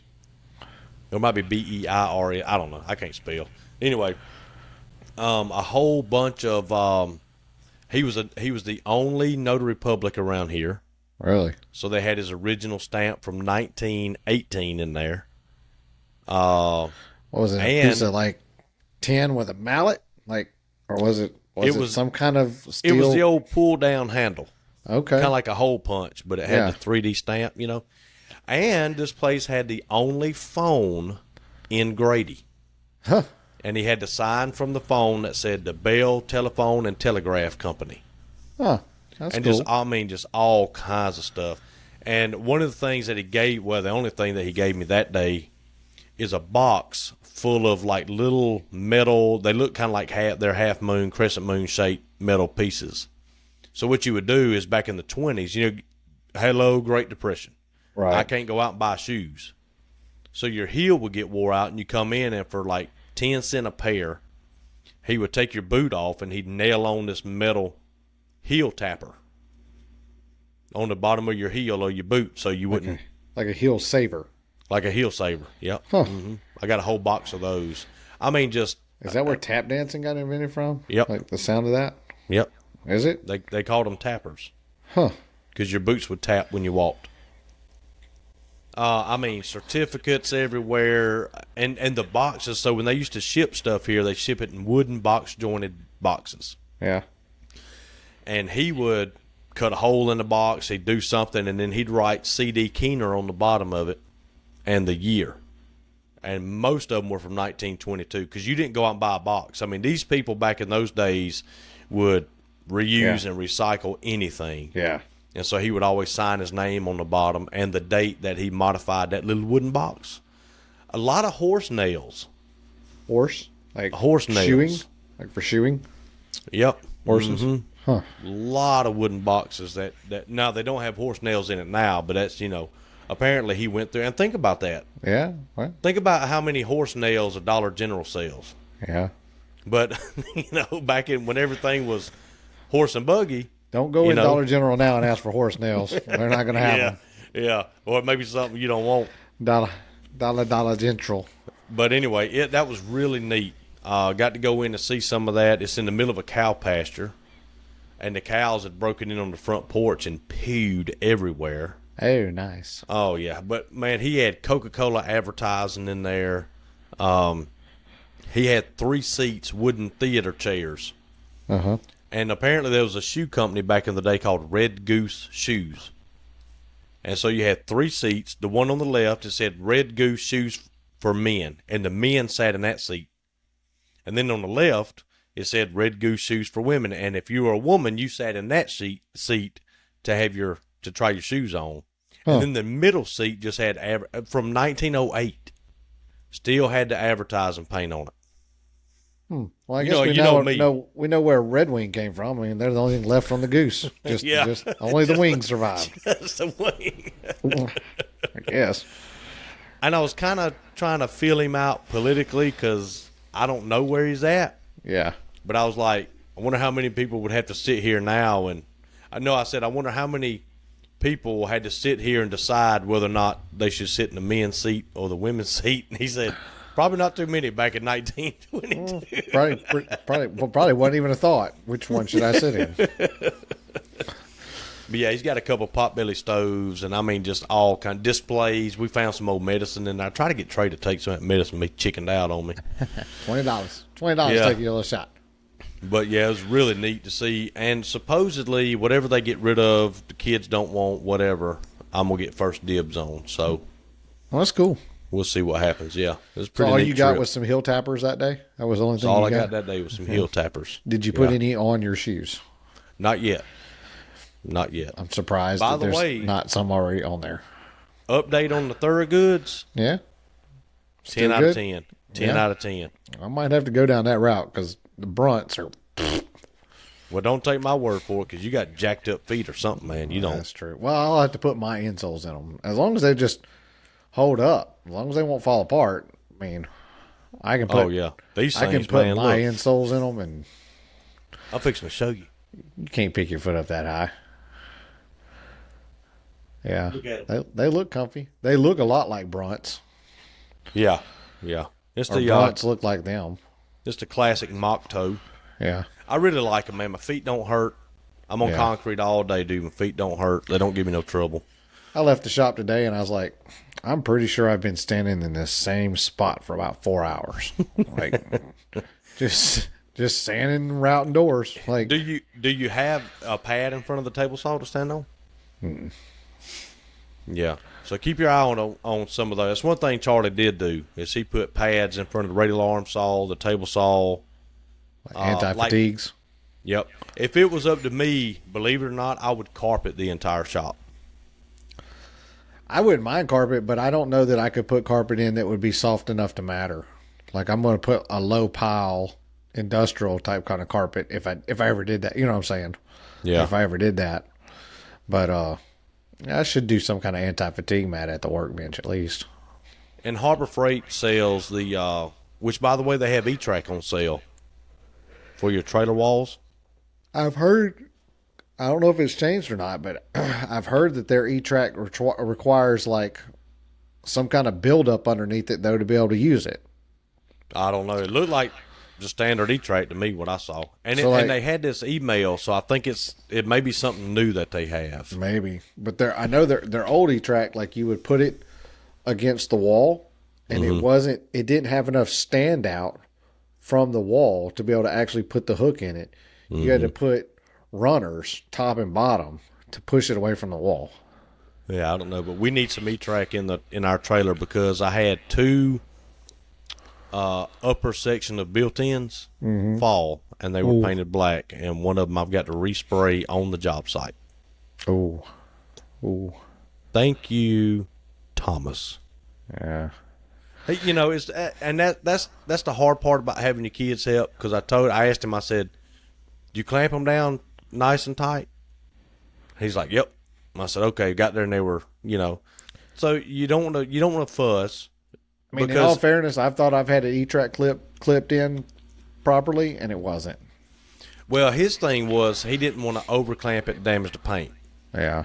So what do? You can't just fuss at him. You know, you have to be realistic. Something like that happens. Well, it's the perfect time of the year to go buy a bunch of pool noodles and keep those around, and you can run those over the top straps. Yeah. Well, what we do is we put them back to back and upside down, and then we clamp the two backs together, and that keeps them. So in order for them to shift, they have to. You know what I'm saying? Yeah. They got to slide like this. So when you clamp them together, they can't tip over, but his clamp came off. Yeah, so, I have a couple of sections of the trailer, like 8-inch pool noodles, so that if the ratchet part ends up across the face of something, I just put a pool noodle behind it. Yeah, just good. It helps. Yep, but we're gonna be upgrading some stuff, and it's crazy doing some things, and you can get in a rabbit hole, you know, trying to. Well, see, the rabbit hole is going to be. I was talking to Charlie about that earlier, and I got to tell you something offline. But the rabbit hole is going to be these two radial arm saws that's what I was redoing that corner of the shop. Yeah. Yep. Because I'm like, how many drawers is too much, and how many is not enough? And you got one shot to get it right. You really need to go all out and just do it and get it over with. And it's like, ooh. So are you doing drawers? Are you doing cabinets? Are you doing doors with drawers behind them? All drawers. All drawers. All drawers. Plywood fronts. You know, who cares about the fronts? But I made a mistake on the table saw table. I put drawers on my outfeed table. It's surrounded by drawers. But I didn't put partitions. In other words, you can look up under there and see the drawer guides. And that's not a good idea, because all that sawdust gets blown into the drawer guides. Yep. That's why I was asking if you were doing maybe doors with drawers behind the doors. Was just a... No, because as long as I case the drawers in where dust can't get all in there, and I'm using undermounts. Yeah. So, and I sold an undermount job the other day because the guy looked at the undermount drawer I got kicking around the shop for a demo. Make a demo undermount. You may not have trouble selling undermounts, but I don't give an option. Yeah. Some of these people down here, you know, they're like, that's a little high. But I made a demo when I can show them. Yeah. And he said, well, what's the difference? And so I said, okay, look in this drawer. And I opened it up, and it was slap full of sawdust. I mean, just a 1/4 inch thick under the drawer everywhere. But the guides still had fresh grease on them. Yeah. Because the dust can't get in, you know, it can't get on the lubricated surfaces of the drawer guides. Right, because it's under the drawer. That's right. It's under the drawer. It's protected. And he saw that, and he was like, that's what I want.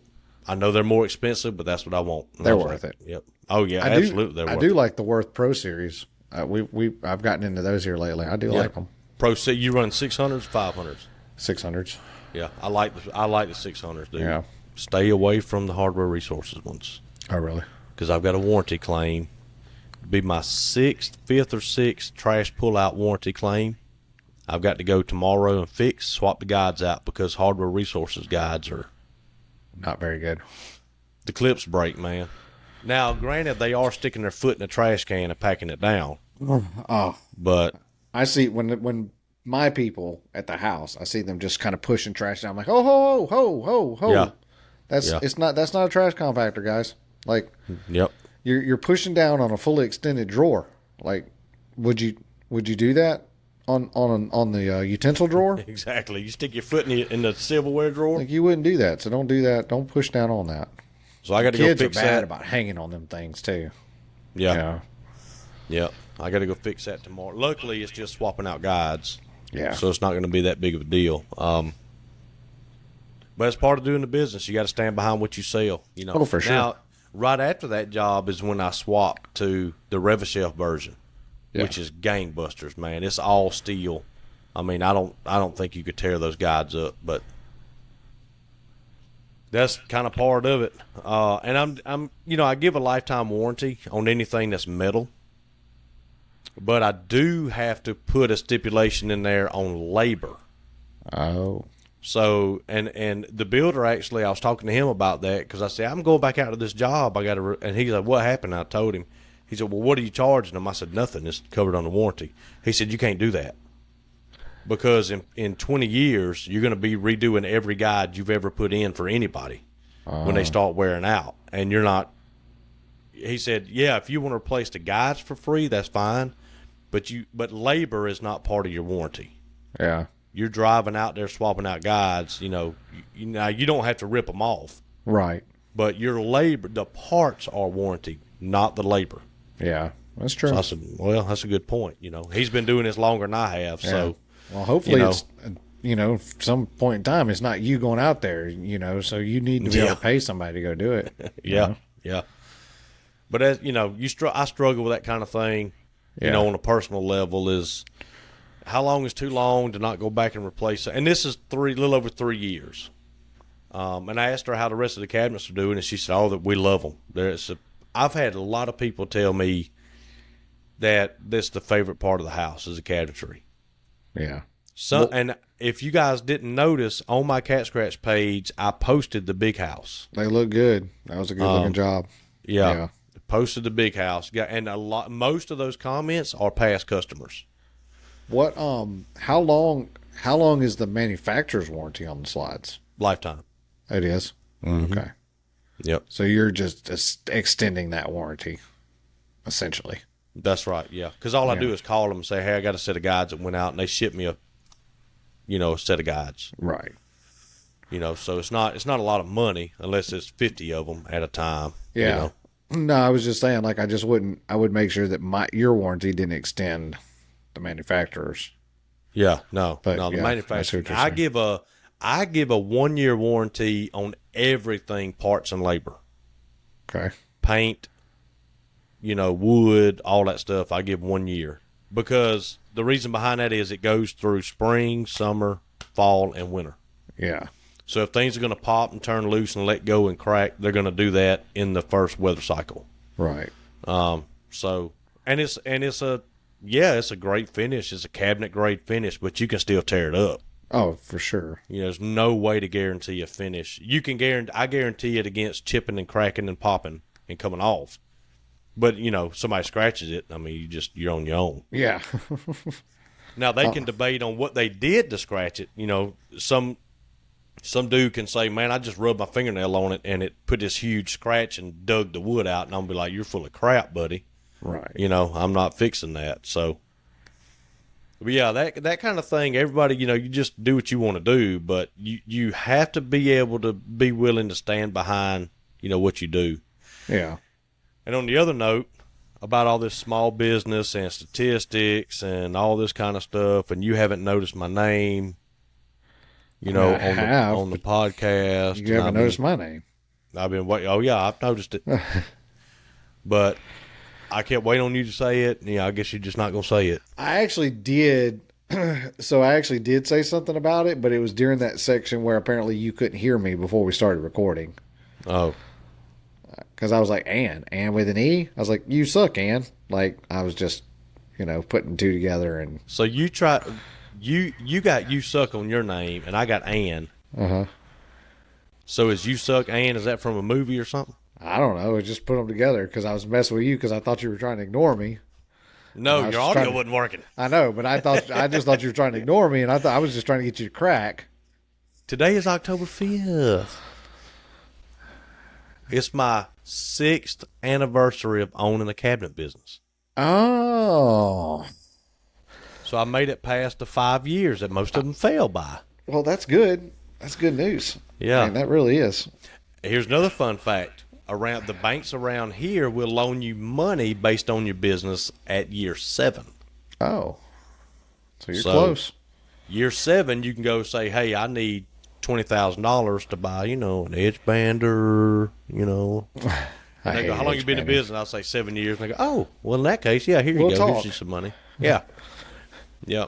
You cannot, listen, you'd be surprised how many times people ask me this. You cannot go to the bank and get a loan to start a business. No. They're not, you can't.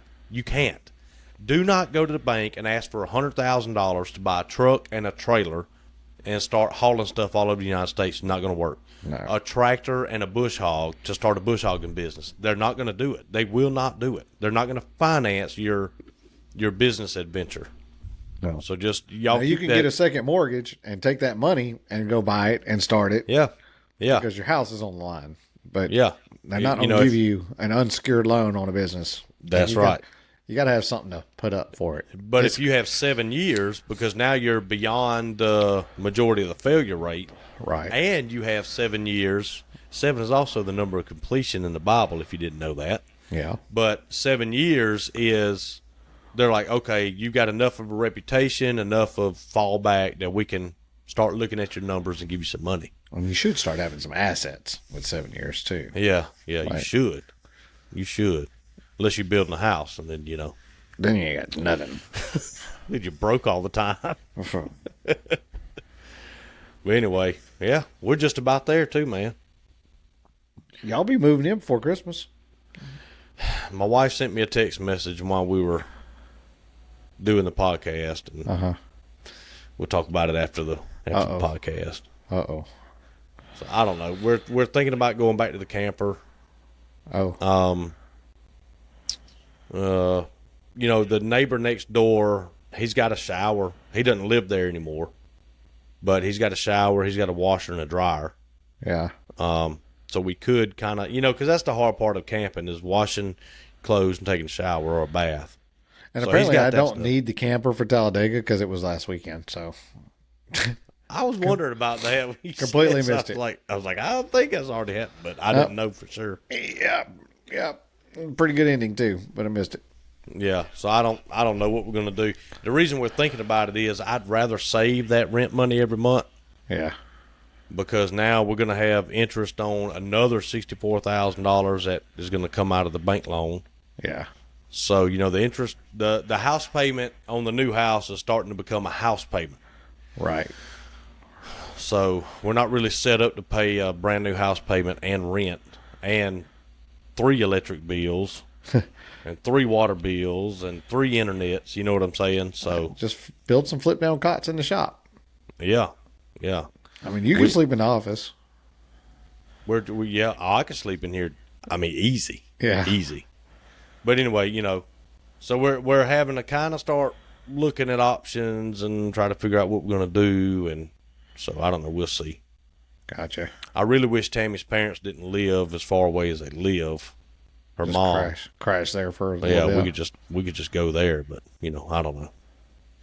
Anyway, all harebrained ideas, but yeah, it'll work. That's pretty much all I got there, cuz. Yeah, me too. I mean, it's not a very funny episode, that's for sure. I don't know, but a good one. I mean, it's got some good information and good conversations. That's what it is. It's conversations and informations. Well, yeah, but normal week coming up. Nothing crazy really to talk about. Kind of like a couple of small builds.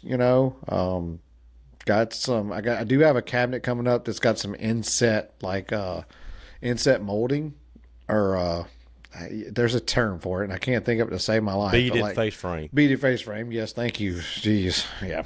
I build cabinets for a living. I know what I'm talking about. Which I've never done before. So I'm pretty excited about that. Yeah, it's I like doing something new. Yeah, it's not bad. Yeah. The only thing is, see, you make your doors, so you got to head up. But we're ordering these doors because they're a raised panel door. Yeah, that's where if I were you, I'd order them a 16th oversized. Yeah, and trim them to fit. Yeah, I think Derek already ordered those. I'm not sure. But do not forget the thickness of that beaded.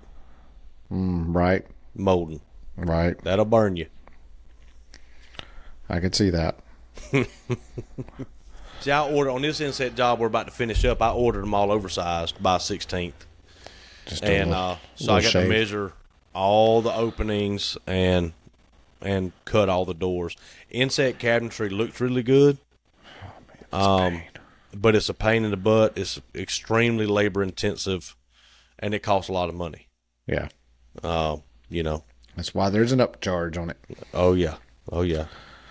A lot of people are really surprised that stain grade costs more than paint grade. I kind of almost, other than the material itself, have a hard time with that too, because it's a lot of work to paint as much as it is a stain. I mean, yeah. I don't know that paint's less labor intensive, to be honest with you. It is here. Now we wipe on all our stain. Yeah. So it takes a while, and with staining, you got to play with it a little bit. If you get a spot that ain't quite right, or something, Gotcha. And then you got to seal it. And then if you burn through your sealer when you're sanding, now you got to touch that up, and then you got to come back with your clear coat. So you're using, a couple different kinds of finish on it, plus the cost of the stain. Yeah. Like that's three things: sealer, stain, and clear coat. And with paint, it's just primer and paint. Yeah. And then, but your materials are a lot cheaper on paint grade than they are. Yeah, that's what I was saying. Outside of your materials, I don't know.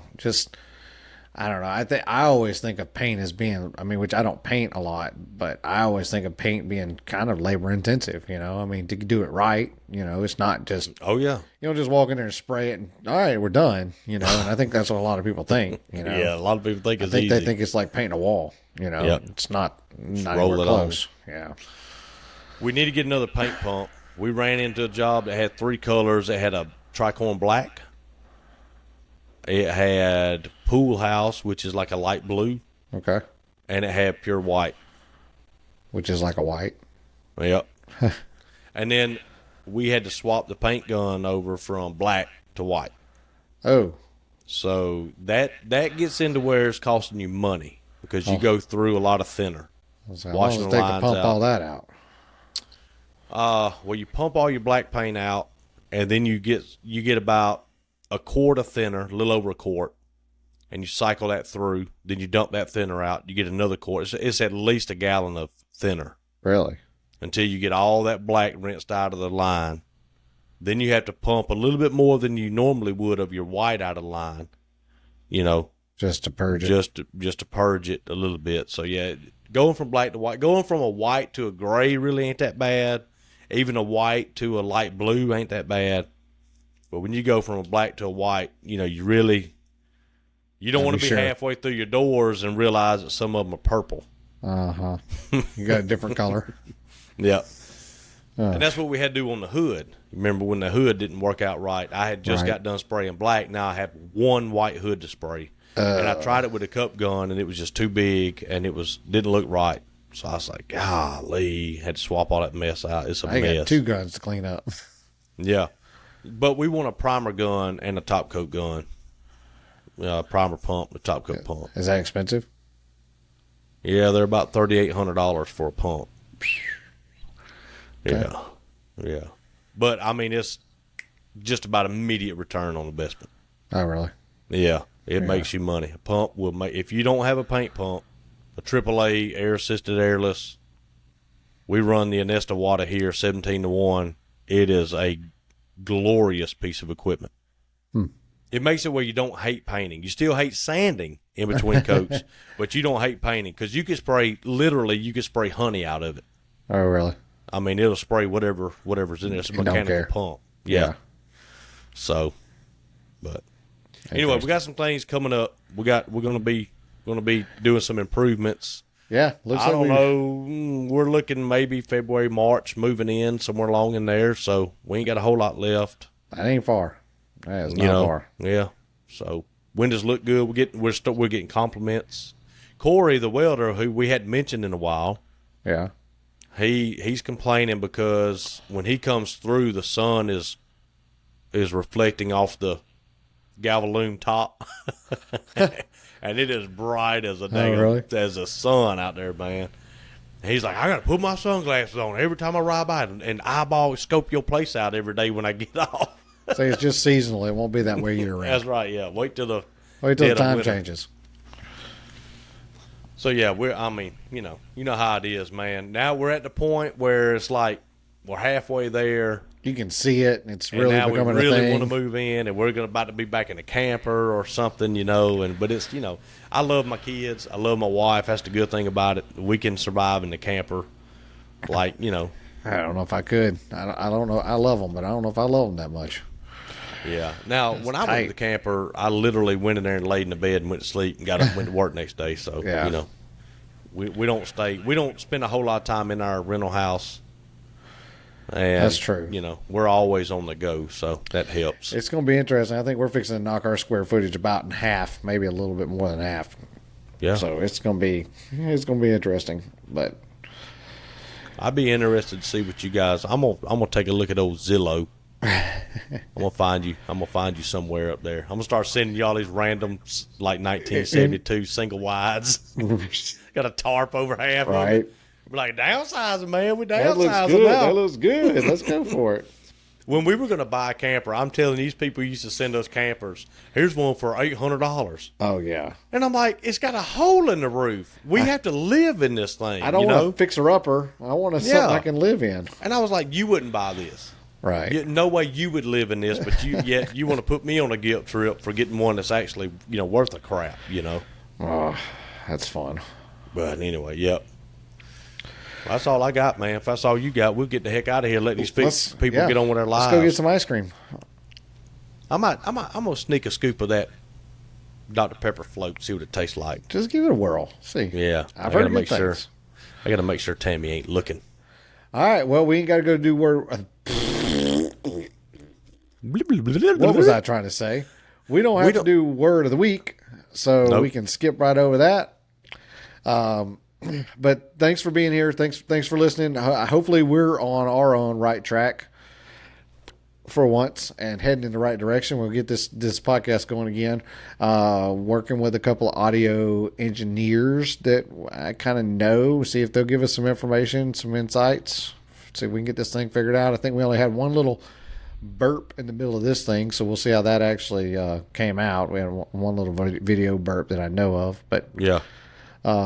We had one that I thought we had. It was just Mitch messing with me and muting his microphone, and that really freaked me out for a second. I really, we got to figure out a way to start having some guests. Well, yeah, but we got to figure out a way to just have us. I know it. I know. But yeah, I almost brought Riley. She was on board to come in here today. Cause I got the Scarlett. I've got extra mic. Yeah, we've got extra headphones. The only thing is she wouldn't have a camera. Yeah, but you know that's fine with me. My daughter ain't plastered all over YouTube. I'd be okay with that. You're okay with that. But anyway, so we may try one of those sooner or later. Yeah. But we're gonna figure something out so we can, because I've got some really neat stuff planned for some interviews. Yeah. All right, everybody. Thanks for being here. Thanks for listening, you guys. We appreciate you guys listening. Straight up. Yeah. Even when we can't put a podcast in its proper order, when we can't get one to produce on time, when we can't get one to produce after a couple of weeks, like, just thanks for being here for the journey. Like, it's part of it. It's fun. I mean, we're still having fun, you know. And it's, even though it is frustrating when you do something like that and you turn on the podcast, listen to yourself, and you get 5 minutes in, you're like, podcast is jacked up. Like, you know. I was in a really bad mood today. I've been struggling lately with my mood. I don't know why. But then I was like, oh, yeah, we'll get to record a podcast. And so I went home and ate and took a shower and felt better. And you know, we need it. Yeah. You and I need it. It's a good decompression. It really is. Yeah. And if the podcast fizzles out and we don't do anything else, we'll still come on here once a week and just hang out. Yeah, we'll just start Zooming each other. Yeah. Well, I guess we could just FaceTime. That'd probably be less technical difficulties. Yep. Y'all need to plan a trip to Greenville. Well. Or Grady. If Well, when we get free and clear of this, I'm going to take about a month off and go to Greenville to help me in my shop. That's great. I appreciate come that. up on the weekends and help you in your shop. Yeah, we'll do something, but but finish Kim's mom's house. Yeah, that's been in deconstruction mode for 2 years. Yeah, well, you got a cabinet shop that's right 35 minutes away, so yeah. But yeah, no, I am going to take about a month off and just finish her house because I owe it to her. Yeah, but we're soon. But yeah, I definitely going to come down and help you move or whatever you need. Then for sure, we'll get that figured out. We'll save some fun stuff for you. Yeah, you and I can build my cabinets, and you can learn about glazing, and you can learn about finishing, and it's going to be such a good time, and we're really going to enjoy it. We can do it. I'll do it. You got anything? I burned my arm yesterday. You know what that burns from? That is Did it happen in the wood shop? Yeah, in the shop. You don't even have anything in there that gets hot. Yeah, you do. Drill bits get really hot. Oh, yeah, you're right about that. I drilled a ton of shelf pin holes, and I reached around the front of the drill to grab something. I was like, You ever like ran a screw in, and then for whatever reason had to pull it right back out? Oh, yeah. And it was one of them that like hit a knot. Yeah. And you grab it to take it off the drill bit, Yeah. Those are the ones that the drill bit never lets go of either. Yeah, you ain't lying. It just holds onto it. It's in there. Stupid DeWalt black bit. I love them. Don't you love them though? Except for when I want a screw to come off of it. All right, let's go. All right, man. Thanks, guys. Thanks for being here. We will holler at you all later. Come back with all 10. See you next week. Bye. See ya.